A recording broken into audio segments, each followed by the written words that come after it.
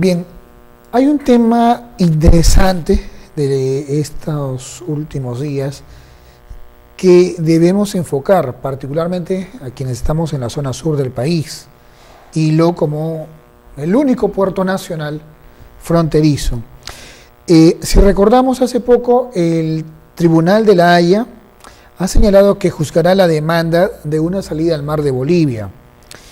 Esta Corte Internacional de Justicia se ha declarado, como se recuerda, competente, ojo con ese término, se ha declarado competente para juzgar la demanda formulada por Bolivia de una salida al Océano Pacífico y ha rechazado la impugnación presentada por Chile en ese sentido.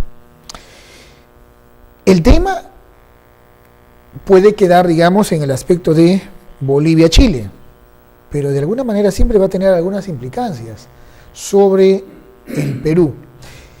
¿Cómo tratar estos temas y cómo observarlos, ¿no?, en la óptica de nosotros, en el sur del país? Está con nosotros el profesor Nicolás Valdés para conversar de estos temas. Él analiza permanentemente estos temas geopolíticos y es interesante darle una lectura a ellos. Nicolás, ¿cómo estás? Bienvenido.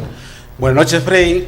Sí, justamente en estos días, el día jueves 24, justamente salta la noticia esperada para todos los bolivianos sobre lo que tú has dicho, la competencia de la Corte frente a la demanda que le ha hecho Bolivia para que en algún momento determinado se recupere el mar, pero en forma soberana. Ahora, una palabra competente que ha hecho saltar los cimientos tanto de Bolivia y Chile por el significado que le da de ahora en adelante. Por supuesto, porque esta historia tiene bastantes aristas o contextos. Yo pienso que el primer contexto habría que analizarlo de lo último que ha sucedido, ¿no? El 2013, para que entienda la población, el 2013 Bolivia le demanda a Chile frente a la Corte Internacional de La Haya para tener una salida soberana al mar. Claro. En 2014 presenta las memorias Bolivia con todos los aspectos jurídicos, históricos, de 200 páginas, y justamente eso se da en el 2014. Chile tenía que dar una respuesta de seguir esa memoria para hacer una contramemoria o en todo caso declarar incompetente a la Corte porque está fuera de su jurisdicción. Entonces la Corte Internacional de La Haya invita a los dos países para que den sus alegatos orales y finalmente el jueves pasado, el 24, la Corte Internacional de Justicia de La Haya se declara competente y le dice a Chile a entrar a la conversación para darle una solución a la salida soberana del mar para Bolivia. Claro, ahora este aspecto también deja entrever varios aspectos. ¿Qué pasó durante los últimos años con Chile? ¿Por qué tuvo esa reacción, ¿no?, frente a lo que quería demandar Bolivia, pero también frente a lo que aún no se conocía la lectura de la Corte Internacional, si aceptamos o no esta demanda? ¿Cuál es el papel de Chile en todo esto? Claro, entramos al segundo contexto en el cual Bolivia no quiere tocar para nada el tratado que zanja los límites terrestres a raíz de la Guerra del Pacífico, o sea, el Tratado de Paz y Amistad de 1904. Bolivia, le dice a la Corte y al mundo, no quiero tocar ese tratado porque es petro y ya está resuelto, pero quiero entrar a los compromisos que a raíz de ese tratado en los años posteriores, más de 7 a 8 hasta 9 compromisos, Chile se compromete a darle salida de mar a Bolivia.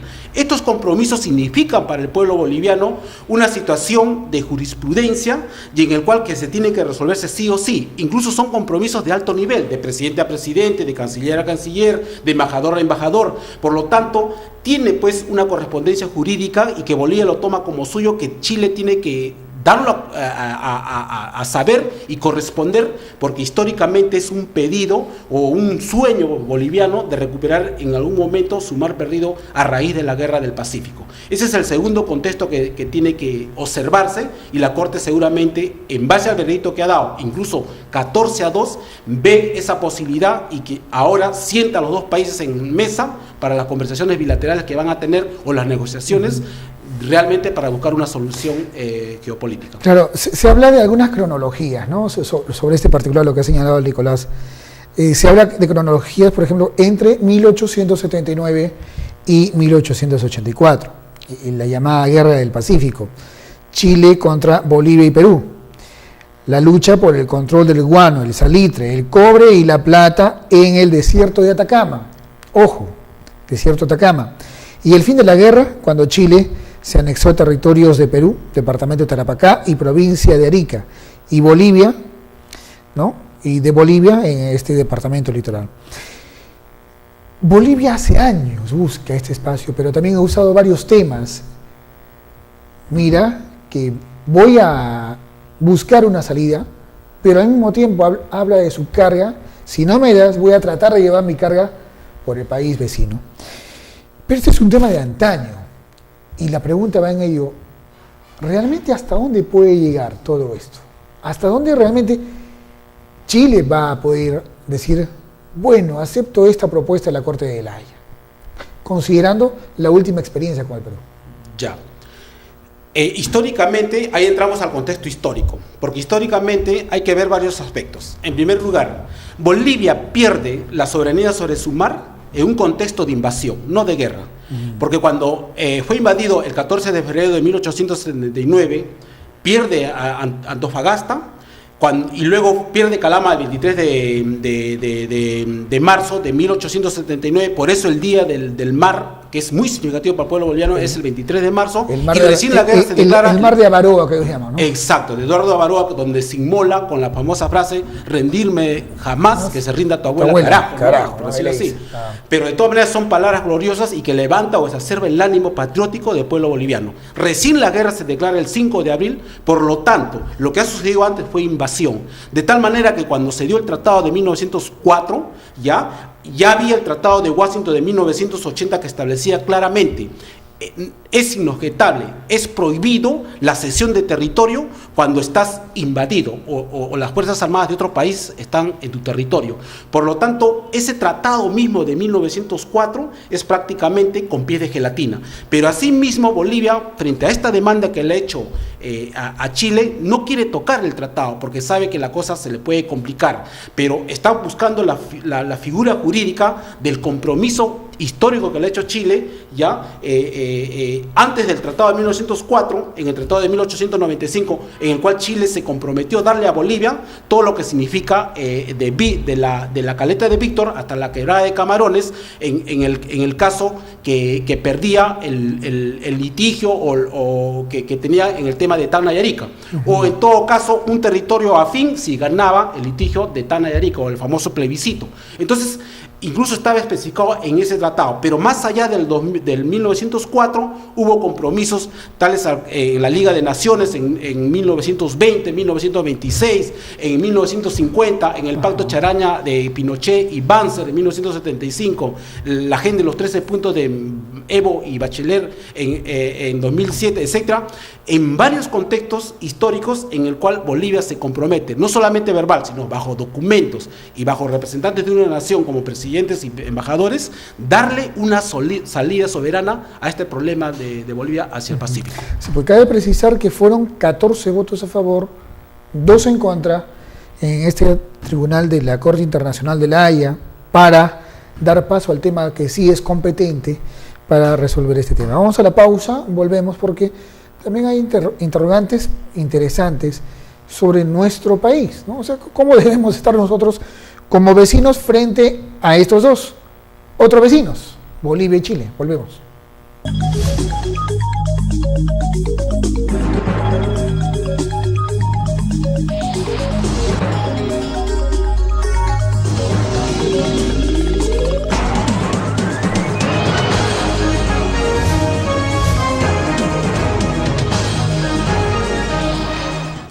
Bien, antes de continuar con este tema con Nicolás Valdés, no quiero dejar de lado un correo que nos acaban de remitir en torno ya a algunas primeras informaciones que está remitiendo el gobierno a través de la Comisión de Transportes. Quiero agradecer a la oficina de prensa, justamente el congresista Vicente Antonio Ceballos Salinas. Esta nota de prensa hace referencia sobre los términos de referencia para los estudios de la construcción de la vía férrea que conecte el sur del Perú con Bolivia. Se hace referencia que el despacho congresista Ceballos ha solicitado al Ministerio de Transportes el informe sobre el estado de los términos de referencia de los estudios de la construcción de una vía férrea que conecte el sur del Perú con Bolivia. En ese sentido, y a través del documento 65-2015 MTC, se ha hecho referencia a que la revisión del estudio de prospectividad comercial y alternativas logísticas del corredor ferroviario bioceánico central respecto a la identificación de la demanda potencial que sustenta el proyecto y que ha sido elaborado por el Estado Plurinacional de Bolivia. Además, la evaluación de las alternativas de interconexión de los sistemas operativos ferroviarios de ambos países en virtud de la diferencia de la trocha y la selección de alternativa más conveniente. Y tercero, como resultado del estudio que elaborará el Perú en su territorio, se definirá la mejor alternativa de trazo y el mejor puerto en el Océano Pacífico. En conclusión, el tema, a la fecha los términos de referencia ya han sido aprobados y se están haciendo las gestiones para la inclusión correspondiente en este proyecto, la determinación del valor referencial entre otros, estimando que el proceso se debe de estar convocando en el mes de octubre del presente año. Este es en el tema ferroviario, ¿eh? Lo que se ha hecho referencia. Y ahí va un poco más también la pregunta, ¿no? Frente a una panorámica especial para el Perú, ¿cómo monitorear a estos dos vecinos con los últimos acontecimientos presentados, Nicolás? Claro, en primer lugar, una puerta para cómo se involucra el Perú es el mismo tratado de 1929, el Tratado de Lima, entre Chile y Perú, en el cual el protocolo complementario de 1930 especifica bien claramente que el Perú daría su opinión siempre y cuando haya una cesión de territorios en lo que estaba en litigio anteriormente. Claro. ¿Qué quiere decir? Que si Chile sale una franja por Arica, ya pertenecía al Perú anteriormente, entonces el Perú tenía que dar o tiene que dar su opinión, tal como sucedió en las conversaciones que se tuvo en Charaña en 1975, en el cual cuando ya Pinochet le establecía ya ese corredor en el norte de Arica, el Perú dijo no, que sea algo tripartito en el cual yo también me pueda beneficiar, y se zanjó con el tiempo y se dilató las cosas. Ahora, con lo que tú dices, ojo de que en un momento determinado, en el mejor de los casos para Bolivia, que recuperase la salida soberana al mar, pienso yo de que va a tener que repotenciar o va a querer hacer Bolivia un statu quo prácticamente bien fuerte para ser un puerto competitivo. Yo supongo de que en un momento determinado, cuando Bolivia tenga acceso al mar, va a tener un puerto muy potencial, va a tener una vía férrea bien potencial, va a armar sus propias estrategias de importaciones y exportaciones como lo quieren ellos o lo anhelan ellos soberanamente. Va a ser su único brazo al Pacífico. Por supuesto, y a la cuenca del Pacífico. Y el 60%, 70% del comercio internacional se mueve en la cuenca del Pacífico. Entonces, los 3.500 millones de dólares que salen por Chile o las inversiones que salgan por el Perú hasta pueden fenecer o flaquecer en el sentido de que va a ser competitivo su puerto soberano que va a tener Bolivia. Entonces, hasta cierto punto, particularmente como peruano, me hacen temer que todos los proyectos que están por venir, ya sea la vía férrea, la ampliación de puertos para los bolivianos y las cargas de importación y exportación, prácticamente se desviarían a este nuevo puerto que tendría Bolivia. Ahora, si es que no gana Bolivia, obviamente los proyectos van a tener que seguir haciendo para su comercio internacional, etcétera, pero Bolivia tiene su concepción, incluso está refrendada en la constitución política, de no renunciar al mar. Si pierde esto frente a la Corte Internacional de La Haya, buscarán otro camino y hay las puertas para otro camino hasta que en algún momento determinado recupere su mar, Dios mediante, y ese es el sueño anhelado de ese país. Y entonces, el Perú debería observar de qué manera puntual este tratado el acta del tratado, la parte complementaria que está haciendo el Perú y que actualmente está en el Congreso, ¿no? Este tema ferroviario. Las propuestas que una vez la expuso aquí el propio canciller de Bolivia, hablando de estos temas de inversión en puertos, simplemente a la expectativa, ¿qué pasa en la Corte de La Haya? O, digamos, ir tratando temas alternos con Bolivia hasta ver qué pasa. Claro.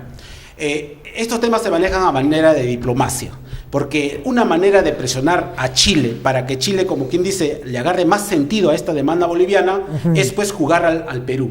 Es Claro. jugar a que te quito las inversiones que están en Antofagasta y Arica Me la y llevo. lo mando a Matarani y Guailo. Entonces es una manera de presionar que siempre ha tenido el pueblo boliviano. Y es más, cuando se dio el protocolo entre Fujimori y Paz Zamora y luego de Alan García Llevo de Bolivia Mar y todas las concesiones de terreno que se le iba a dar en Hilo, obviamente la reacción chilena ha sido bien fuerte. Entonces, y ya les dieron nuevas atribuciones aduaneras a los bolivianos. Es todo un manejo en la diplomacia que se maneja en ese momento. Pero ojo, la pérdida de mar para Bolivia ha sido una pérdida finalmente económica, y la solución a esto seguramente también va a ser económica, porque Chile en estos momentos, Freddy, tiene la gran oportunidad, en base al arbitraje de la Corte Internacional de Justicia La Haya, de hacer un convenio o una conversación en el cual no se perjudique tanto. Nosotros sabemos que Chile adolece de agua, nosotros sabemos que Chile adolece de energía, tiene que regasificar el gas de metano que importa, y Bolivia se lo puede dar tranquilamente. O sea, Chile puede ceder un enclave o un corredor, pero me das 5 TCF de gas con 20 años permanentes, por ejemplo. Asegura su vena energética de todo el país. Entonces, es la conversación. Finalmente pienso yo que los dos países pueden salir ganando en esta conversación que van a tener que darse bajo el arbitraje de la Corte Internacional de Justicia de La Haya. Y esperar el proceso hasta cuando culmine y le diga, en este punto el territorio será la salida. Exacto. Ahí veremos qué pasa con el Perú también. Gracias, Nicolás, por compartir estos espacios que era necesario refrescar estos temas, sobre todo porque somos vecinos, esta zona sur del país. Gracias, Nicolás. Muy amable. Muchas gracias, a la otra oportunidad. Gracias. Estamos